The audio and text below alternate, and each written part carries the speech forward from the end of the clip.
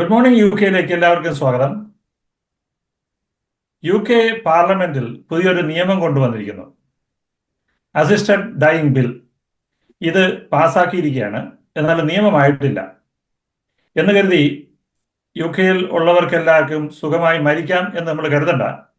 അതിൻ്റെ വിശദാംശങ്ങളിലേക്ക് കൂടുതൽ വിവരങ്ങൾ പറയാനായിട്ട് നമ്മുടെ കൂടെ ഇന്ന് യു കെയിൽ നിന്നുള്ള പ്രമുഖ ചാരിറ്റി പ്രവർത്തകനായ ശ്രീ ടോം ജോസ് കടിയമ്പാടാണ് നമ്മുടെ കൂടെ ഉള്ളത്.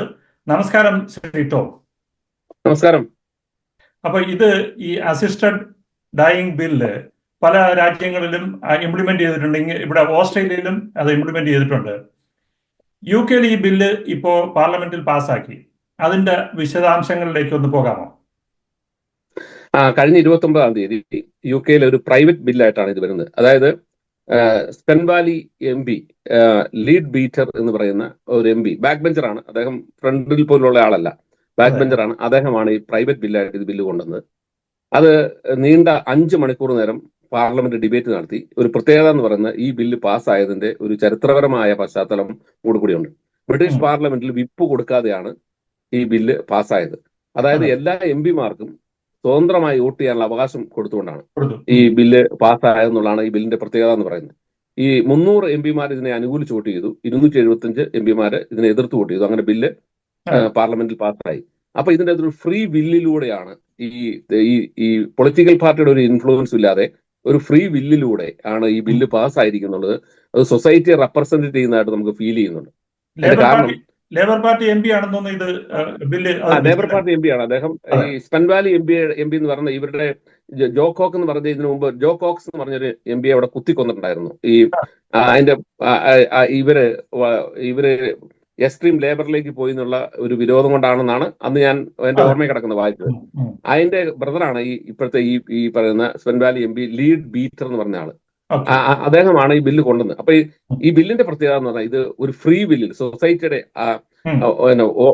ഓൾമോസ്റ്റ് സൊസൈറ്റിയുടെ ഒരു ഫ്രീ ബില്ല് ഇതിന്റെ അകത്ത് റെപ്രസെന്റ് ചെയ്യുന്നുണ്ട്. കാരണം എം പിമാര് ഫ്രീ ആയിട്ടാണ് വോട്ട് ചെയ്തത്. അതാണ് ഈ ബില്ലിന്റെ ഒരു പ്രത്യേകത എന്ന് പറയുന്നത്. ഇതിന് എതിരായി വാദിക്കുന്ന ഒത്തിരി ആളുകളുണ്ട്. അവർ വാദിക്കുന്നത് എന്ന് പറഞ്ഞാല് ഇത് ഒന്ന് പ്രധാനമായിട്ടും ഒരു മരണത്തിലേക്ക് ഒരു കൊയേർഷൻ ഇതിന്റെ പുറകിൽ ഉണ്ടാകും. എങ്ങനെ ഈ ഒരാൾ മരിക്കാൻ, വീട്ടിലൊരാൾ വാർഡനബിൾ ആയിരിക്കുകയാണെങ്കിൽ അദ്ദേഹത്തെ മരണത്തിലേക്ക് തള്ളിവിടാൻ വേണ്ടിയുള്ള മെന്റൽ പ്രഷർ കൊണ്ടുവന്ന് അയാളെ മരണത്തിലേക്ക് വിടാനുള്ള സാധ്യത ഉണ്ടെന്നാണ് ഇതിനെ എതിരായി പറയുന്ന ആളുകൾ. അതുപോലെ തന്നെ NHS-ലെ നേഴ്സുമാർ, മലയാളികളെ സംബന്ധിച്ച് അതാണ് പോയിന്റ്. മലയാളികൾ വ്യാപകമായി ഇവിടുത്തെ പള്ളികളും അതുപോലെ തന്നെ ഇവിടുത്തെ മലയാളി സമൂഹവും, എൻ്റയർ മലയാളി സമൂഹവും എക്സെപ്റ്റ് 1-2 പേരേ ഉള്ളൂ ഇതിനെ അനുകൂലിച്ചിട്ടുള്ളൂ. എന്നെ പോലുള്ള ഒരാൾ പബ്ലിക്കിൽ ഇതിനെ അനുകൂലിച്ച് ലേഖനം എഴുതിയിട്ടുള്ളൂ. അല്ലാതെ ആരും വന്നിട്ടില്ല. അതിന്റെ കാരണം എന്താണെന്ന് വെച്ചാല് അവർ പറയുന്നത് NHS-ലെ നേഴ്സസ് ഇത് ചെയ്യേണ്ടി വരുന്നത്. പക്ഷേ അതൊന്നും അല്ല സംഭവം. ഇവരാരും പഠിക്കാതെയാണ് ഇത് പറഞ്ഞേക്കുന്നത്. ഇത് ഒന്നാമത് അടിസ്ഥാനപരമായി ഇത് ഒരാൾ മരിക്കണം എന്നുണ്ടെങ്കിൽ 6 മാസം മുമ്പ് അദ്ദേഹം ആപ്ലിക്കേഷൻ കൊടുക്കണം. അതിന്റെ പ്രൊസീജിയേഴ്സ് വന്നിട്ടില്ല. ബില്ല് പാസ്സായത് മാത്രമേ ഉള്ളൂ. അത് നിയമമായിട്ടില്ല. നിയമമാക്കാൻ ഇനിയും ഒരു 6-7 മാസമെങ്കിലും വരും. കാരണം ഇതിന്റെ പ്രൊസീജിയർ വരണം, അതുപോലെ തന്നെ ഇതിന്റെ റൂള് വരണം, അങ്ങനെയുള്ള പല കാര്യങ്ങളുണ്ട്. അപ്പൊ ഇതെല്ലാം വന്നതിന് ശേഷമാണ് ഇത് നിയമമാകുള്ളൂ. പാർലമെന്റ് പാസ്സാക്കിയെന്ന് മാത്രമേ ഉള്ളൂ, മറിച്ച് അത് എനാക്ട് ചെയ്യപ്പെട്ടിട്ടില്ല. എനാക്ട് ചെയ്യപ്പെടാൻ സമയമെടുക്കും. അപ്പൊ അതുകൊണ്ട് ഇതിന്റെ പറയുന്നത് വെച്ചാൽ 6 മാസം മുമ്പ് മരിക്കാൻ ആഗ്രഹിക്കുന്ന ഒരാളെ ആപ്ലിക്കേഷൻ കൊടുക്കണം. 2 ഡോക്ടർമാർ ഇത് ടെർമിനലി ഇല്ലാണെന്നുള്ളവരും ബോധ്യപ്പെടണം. ഇദ്ദേഹത്തിന് സർവൈവ് ചെയ്യാൻ പറ്റത്തില്ലെന്നും ഇദ്ദേഹത്തിന് ഒരു കാരണവശാലും ജീവിക്കാൻ കഴിയില്ലെന്നും ഇദ്ദേഹത്തിന് ഒരു വൈറ്റലായിട്ടുള്ള ജീവിതം, അയാൾക്കൊരു ആരോഗ്യകരമായ ജീവിതം നയിക്കാൻ കഴിയില്ലെന്നും സർട്ടിഫൈ ചെയ്യണം. അതുകൂടാതെ പിന്നീട് കോടതി പോകണം. കോടതി പോയി ഹൈക്കോടതി ജഡ്ജിയുടെ മുമ്പിൽ ഈ കാര്യങ്ങൾ ബോധ്യപ്പെടുത്തണം. അതിൽ ഈ 2 പേരെ, ഒരു ഡോക്ടറെയും ഈ പറഞ്ഞ വിക്ടിമിനെയും വിളിച്ച് അയാൾ ഹിയർ ചെയ്ത ശേഷം അയാൾക്ക് കോൺഫിഡന്റ് ആണെങ്കിൽ മാത്രമാണ് ഇത് ചെയ്യാൻ പറ്റുള്ളൂ. അതിനുപരി അത് ഓർഡർ കൊടുത്ത ശേഷം 14 ദിവസം കഴിഞ്ഞിട്ടാണ് ഇത് ചെയ്യാൻ പറ്റുള്ളൂ. അത് ചെയ്യുന്നത് അസിസ്റ്റ് ചെയ്യുന്ന ഡോക്ടർ എന്ന് പറയുന്ന അല്ലെങ്കിൽ ചെയ്യുന്ന ആള് അതിനുള്ള മെഡിസിൻ തയ്യാറാക്കി വെക്കും. ആ മെഡിസിൻ തയ്യാറാക്കി വെക്കുന്ന മെഷീൻ ആണോ ഇനി വേറെ എന്തെങ്കിലും സബ്സ്റ്റൻസ് ആണോ നമുക്ക് അറിയത്തില്ല. അതൊരു പാത്രത്തിൽ തയ്യാറാക്കി വെക്കണോ എങ്ങനെയാണെന്ന് അറിയത്തില്ല. ഒരുപക്ഷെ ഡോക്ടർ കില്ലർ എന്ന് പറയുന്ന ആളാണ്, അത് ഡോക്ടർ ഡെത്ത് എന്ന് പറഞ്ഞാൽ കെർക്കോവിയൻ, ഡോക്ടർ ജാക്ക് കെർക്കോവിയൻ എന്ന് പറയുന്ന ആളാണ് ഇതിന്റെ ഒരു മെന്റർ എന്ന് പറയുന്നത്, ഇതിന്റെ ഒരു പിതാവ് എന്ന് പറയുന്നത്. അപ്പൊ അദ്ദേഹം ചെയ്തിരുന്ന രീതിയാണെങ്കിൽ അദ്ദേഹം ഒരു മെഷീനിൽ ഇത് സെറ്റ് ചെയ്ത് വെക്കും. ഒരു ബട്ടൺ അമർത്തി കഴിഞ്ഞാൽ ഈ മെഡിസിൻസ്, അതായത് മരിക്കാനുള്ള മെഡിസിൻസ്, ലെതൽ വെപ്പൺസ് ഇവരുടെ ശരീരത്തേക്ക് പ്രവേശിക്കും. വളരെ പീസ്ഫുൾ ആയി ഈ മരിക്കും. ഉം. ഇതാണ് അയാൾ കാണിച്ചത്. പക്ഷെ ഇവിടെ എങ്ങനെയാണ് അതിന്റെ പ്രൊസീജിയർ നമുക്ക് അറിയത്തില്ല. അത് വരുന്ന എങ്ങനെയാണെങ്കിലും ഈ ചെയ്യുന്നയാൾ, മരിക്കണമെന്ന് ആഗ്രഹിക്കുന്ന ആൾ ഒരു ബട്ടൺ അമർത്തുകയും ചെയ്യണം. മരിക്കാൻ ഉം. വേണ്ടി ഈ മെഡിസിൻ ആണ് അതെ പോകുന്നതെന്നും അതെ നിങ്ങളുടെ ശരീരത്തേക്ക് ഈ മെഡിസിൻ ആണ് പ്രവേശിക്കുന്നതെന്നും ഉം. നിങ്ങൾ മരിക്കുമെന്നും ഉത്തമ ബോധ്യത്തോടു കൂടി ഇയാൾ തന്നെ ബട്ടൺ അമർത്തണം. അങ്ങനെയാണ് സംഭവിക്കാൻ, അങ്ങനെ ആയിരിക്കാനാണ് സാധ്യത. അല്ല, അല്ല മെഡിസിൻ അത് പ്രിപ്പയർ അല്ല ചെയ്യാനേ അത് ഡോക്ടർ പറഞ്ഞിട്ടുള്ളൂ. ഞാനൊന്ന് ഇടപെട്ടോട്ടെ. അത് നമ്മള് ഈ മലയാളികൾ എതിർക്കുന്ന അവരെ കൊണ്ട് ചെയ്യിക്കും എന്ന് പേടിച്ചിട്ടാണോ ഈ നഴ്സുമാർ? നേഴ്സുമാർ മുഴുവൻ, മലയാളികൾ മുഴുവൻ ഭയങ്കരമായി പ്രചരണം നടത്തുകയാണ്. ഉം. ഇത് NHS-നെ തകർക്കും. അതുപോലെ അതെ ഇവർ പറയുന്ന NHS-ലാണ് ഇവർ ഭൂരിഭാഗം ആളുകളും ജോലി ചെയ്യുന്നത്. ആ അതെ ജോലി ചെയ്യുന്ന ആളുകളുടെ ഒരു പേടി ഇത് ആ NHS-നെ തകർക്കും. കാരണം ഈ ഹോസ്പീസ് ഇല്ലാതെയാകും, ആ അതുപോലെ തന്നെ പാലിയേറ്റീവ് കെയർ ഇല്ലാതെയാകും, ഓ അതിലൂടെ ഓക്കെ NHS തകരും എന്നൊക്കെയാണ് ഇവർ പറയുന്നത്. അതിലൂടെ ഇവരുടെ ജോലി പ്രശ്നങ്ങൾ, അതോടൊപ്പം ഇവരെ ഏറ്റവും കൂടുതൽ പ്രശ്നം ഇത് അഡ്മിനിസ്ട്രേറ്റ് ചെയ്യേണ്ട ഇവരാണെന്നുള്ള ഒരു പേടിയാണ്. ഓ ഓക്കെ ഓക്കെ ഈ അപ്പൊ ഒരു ആ പ്രോസസ് അഡ്മിനിസ്ട്രേഷൻ നടത്തേണ്ടി വരുന്നത് ആ പക്ഷെ അത് ഒരിക്കലും സംഭവിക്കില്ല. എന്റെ കാരണം എന്താ പറയുക, ഇതിന് പ്രത്യേകമായ ഒരു ക്ലിനിക് ഉണ്ടാവും, പ്രത്യേകമായ ഡോക്ടേഴ്സ് ഉണ്ടാവും, ഉം. പ്രത്യേകമായ സംവിധാനങ്ങൾ ഉണ്ടാവും. അല്ലാതെ ഇത് വരികയല്ല. ഒരിക്കലും NHS പോലെയുള്ള ഒരു ആ സ്ഥാപനത്തിലേക്ക് അല്ലായിരിക്കും ഇത് കൊണ്ടുവരുന്നത്. ഇത് കൊണ്ടുവരുന്നത് ഒരു പർട്ടിക്കുലർ ഏരിയയിൽ മാത്രമായിരിക്കും ചെയ്യുന്നത്. അവിടെ പോകേണ്ടി വരും ആളുകൾ മരിക്കാൻ. ഉം. അങ്ങനെയാണ് ഇപ്പം സ്വിറ്റ്സർലൻഡിൽ പോയി 400 ചില്ലാനും പേര് ഈ കഴിഞ്ഞ വർഷം മരിച്ചു. അതുപോലെ തന്നെ ഓ സ്വിറ്റ്സർലൻഡിൽ പോയി UK-ന്ന് 571 പേരെ മറ്റാണ് കഴിഞ്ഞ വർഷം മരിച്ചത്. അതുപോലെ ഇതുവരെ 571 പേര് UK-ന്ന് സ്വിറ്റ്സർലൻഡിൽ പോയി മരിച്ചിട്ടുണ്ടെന്ന് അറിയാൻ കണക്ക്. അപ്പൊ അതുപോലെ ഞാൻ ഇന്നലെ ഒരു കണക്ക് ഇവിടുന്ന് അവിടെ ചെന്നാൽ ഇത് ചെയ്യിക്കാൻ പറ്റും അല്ലേ? ചെയ്യിക്കാൻ പറ്റും. കാരണം ഇതിനു മുമ്പ് ഇവിടെ ആ അസിസ്റ്റൻസ് ചെയ്യുന്നതിന് ഒരാളെ, ഇപ്പൊ വീൽ ചെയറിൽ ഇരിക്കുന്ന ഒരാളെ കൊണ്ടുപോയി ഇവിടുന്ന് മരിക്കാൻ വേണ്ടിയിട്ട് ആ അവർ മരിക്കണം എന്ന് ആവശ്യപ്പെട്ട് ഉം. അവിടെ ചെന്ന് അവർ മരിച്ചു കഴിഞ്ഞപ്പോൾ ഈ കൊണ്ടുപോയ ആൾക്കെതിരെ കേസ് വന്നു. അതൊരു 2 വർഷം മുമ്പായി, ഓ 2022 എനിക്ക് തോന്നുന്നത്. ഉം. അയാളെ കേസെടുക്കുകയും അയാളെ ശിക്ഷിക്കുകയും ചെയ്തു. അത് ശിക്ഷിച്ചു ശരി കഴിഞ്ഞപ്പോൾ അന്ന് ഇയാൾ ഇതിനെതിരെ സുപ്രീം കോടതിയിൽ പോയി. ആ സുപ്രീം കോടതി ഇയാൾക്കെതിരായിട്ട് വിധിച്ചു. ഉടനെ ഇയാൾ ഹൗസ് ഓഫ് ലോർഡ്സിൽ പോയി. ആ ഹൗസ് ഓഫ് ലോർഡ്സ് ഇയാളെ എക്സോണറേറ്റ് ചെയ്തു. അത് അങ്ങനെ ശരി ഒരു സംഭവം ഉണ്ടായിട്ടുണ്ട്. അതായത് ആ അതോടുകൂടി ഈ അസിസ്റ്റ് ചെയ്യുക, ഇവിടുന്ന് കൊണ്ടുപോകുന്ന കുറ്റകരമല്ല എന്നാക്കി. ഓക്കെ മനസ്സിലായോ? ആ പക്ഷേ ഇവിടെ നമുക്ക് അങ്ങനെ ഒരു ക്ലിനിക്ക് തുടങ്ങാനോ ഡോക്ടർ അസിസ്റ്റ് ചെയ്യാനോ ഉള്ള ഉം. സംവിധാനം ഇല്ലായിരുന്നു. ഉം. പക്ഷെ ഇവിടുന്ന് പോകുന്നവരെ അങ്ങനെ ശിക്ഷിക്കാത്ത ഒരു സ്ഥിതി വന്നു. അങ്ങനെ ഉം. കൊണ്ടുപോകുന്നവരെ ശിക്ഷിക്കുമായിരുന്നു. പക്ഷെ ഉം. ഒരാള് ഇവരുടെ ഒരു കെയർ ആയിരുന്ന ഒരാള് ഇവരെ ഉം. സഹായിച്ചു. ഉം. സഹായിച്ച ശേഷം അയാൾ തിരിച്ചു വന്നപ്പോൾ അയാളെ പിടിച്ച് ശിക്ഷിച്ചു. ഓക്കെ ഓക്കെ അയാൾ ഹൗസ് ഓഫ് ലോർഡ്സിൽ പോയി. ഹൗസ് ഓഫ് ലോർഡ്സ് വരെ പോയ കേസ്. ഉം. ഹൗസ് ഉം. ഓഫ് ലോർഡ്സിലാണ് അയാളെ എക്സോണറേറ്റ് ചെയ്തത്. ഇത് അതോടുകൂടി പിന്നെ ആ പ്രശ്നം തീർന്നു. പക്ഷേ തീർന്നു. ആ ഇത് ഇവിടുന്ന് യാത്ര ചെയ്യാൻ, ഇപ്പൊ ഒരാള് അസിസ്റ്റ് ചെയ്ത് പോകണമെങ്കിൽ ഇവിടുന്ന് യാത്ര ചെയ്ത് സ്വിറ്റ്സർലൻഡിൽ പോയി ഉം. അതിനുള്ള ക്രമീകരണം ഏകദേശം 15,000-ഓളം പൗണ്ട് ഇതിന് ചെലവാകും. ഇപ്പം ഈ സ്വിറ്റ്സർലൻഡിൽ പോകണമെങ്കിലോ ഉം. നെതർലൻഡിൽ പോകണമെങ്കിലോ ഒക്കെ ഉം. അപ്രോക്സിമേറ്റ് ഞാൻ ഇന്റർനെറ്റിൽ നോക്കിയപ്പോൾ 15,000 പൗണ്ട് ഇതിന് ആ ചെലവാകും. അതേപോലെ ഇവിടെയാണെങ്കിൽ വളരെ ചെറിയൊരു പൈസയിൽ ഇത് ചെയ്യാൻ പറ്റും. ഇതിനിപ്പോ അതിനുപരി നിയമം അല്ല ഇതിപ്പോ നിയമമാകാൻ ആണെങ്കിൽ എന്താണ് ഇനി അടുത്ത എത്ര കാലം എടുക്കും, അല്ലെങ്കിൽ ഇത് നിയമമാക്കാൻ? 6 മാസം എന്ന് പറഞ്ഞേ. 6 മാസം എന്നല്ലേ ഞാൻ പത്രത്തിൽ വായിച്ചത്. 6 മാസം എടുക്കുന്നതാണ്.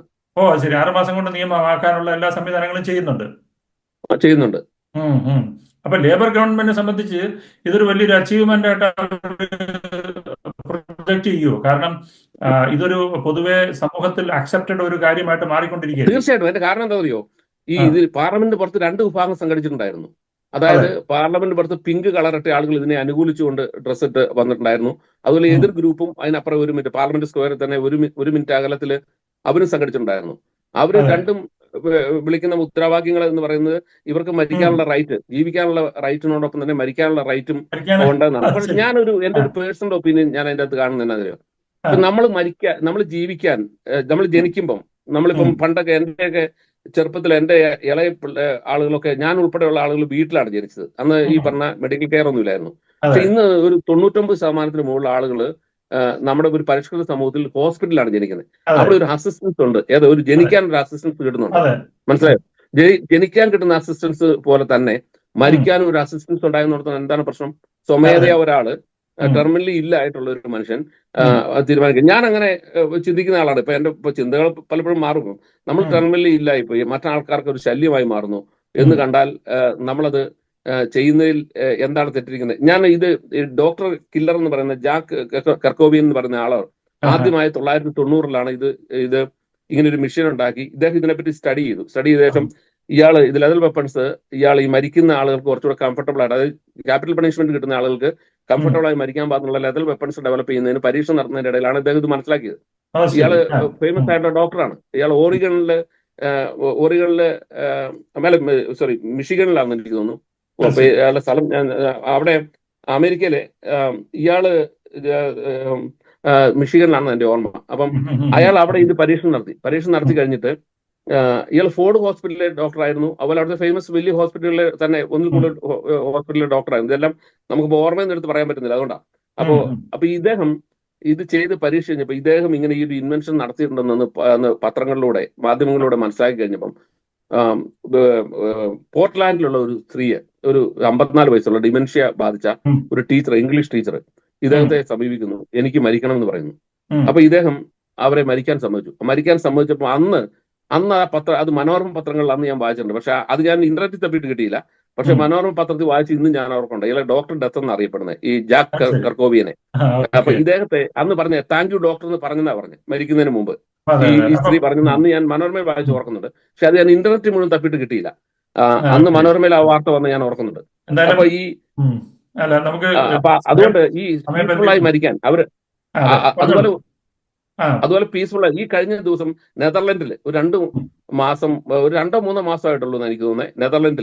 നെതർലൻഡിൽ ഒരു സ്ത്രീയും അവർ 50 വർഷമായി ഭാര്യയും ഭർത്താക്കന്മാരുമായി ജീവിക്കുന്നു. ഒരാൾ ടീച്ചറാണ്, ഒരാൾ ഈ ഫിസിക്കൽ ട്രെയിനറാണ്. അതിൽ ഒരാൾക്ക് വീണ് ഹിപ്പൊടിഞ്ഞു, അദ്ദേഹത്തിന് ഭയങ്കരമായിട്ടുള്ള പ്രശ്നം. 70 വയസ്സ് കഴിഞ്ഞു രണ്ടുപേർക്കും. അതുപോലെ തന്നെ 72 വയസ്സും 74 വയസ്സും പറ്റാന്ന് എനിക്ക് തോന്നുന്നു. അവർ രണ്ടുപേരും അങ്ങനെ ഒരാൾ വീണു, ഒരാൾ ഡിമെൻഷ്യ ബാധിച്ച് യാതൊരു രക്ഷയില്ല. അവർ രണ്ടുപേരും തിരിച്ചറിഞ്ഞു അവർക്ക് രണ്ടുപേർക്കും ഇനി മുമ്പോട്ട് പോകാൻ പറ്റില്ല എന്ന്. കാരണം പറ്റാത്ത സാഹചര്യത്തിൽ അവർ തമ്മിൽ ഡിസ്കഷൻ നടത്തി.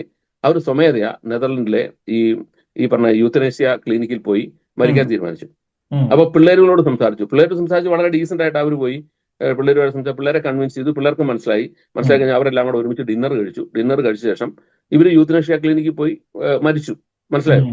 ഇതിൽ എന്താണ് ഒരു തെറ്റിരിക്കുന്നത് ഞാൻ മനസ്സിലാക്കുന്നത്? അവർ സ്വമേധയാ അവരുടെ ജീവിതം മുമ്പോട്ട് കൊണ്ടാൻ കഴിയില്ലെന്ന് പറയാൻ മറ്റാളുകൾക്ക് ഭാരമാകാതിരിക്കാനല്ലേ അവർ ശ്രമിച്ചത്. അതെ, നല്ലൊരു കാര്യമാണ്. ശ്രീ ടോം ജോസ് പറഞ്ഞ പോലെ ജനിക്കാൻ അസിസ്റ്റൻസ് ഉണ്ടെങ്കിൽ മരിക്കാൻ എന്തുകൊണ്ട് അസിസ്റ്റൻസ് ആയിക്കൂടാ? അതൊരു നല്ലൊരു തോട്ട് പ്രോസസ് ആണ്. എന്തായാലും UK ഇത് നിയമമാകട്ടെ എന്ന് തന്നെ പ്രതീക്ഷിക്കാം. മറ്റു രാജ്യങ്ങളെ പോലെ തന്നെ മറ്റ് പല രാജ്യങ്ങളിലും ഈ നിയമം വന്നു കഴിഞ്ഞ് UK അത് ഉടനെ നിയമമാകും എന്ന് പ്രതീക്ഷിക്കാം.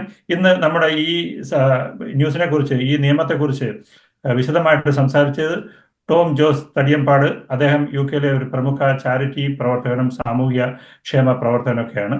Thank you Shri Tom. എല്ലാവർക്കും നന്ദി, നമസ്കാരം. Thank U.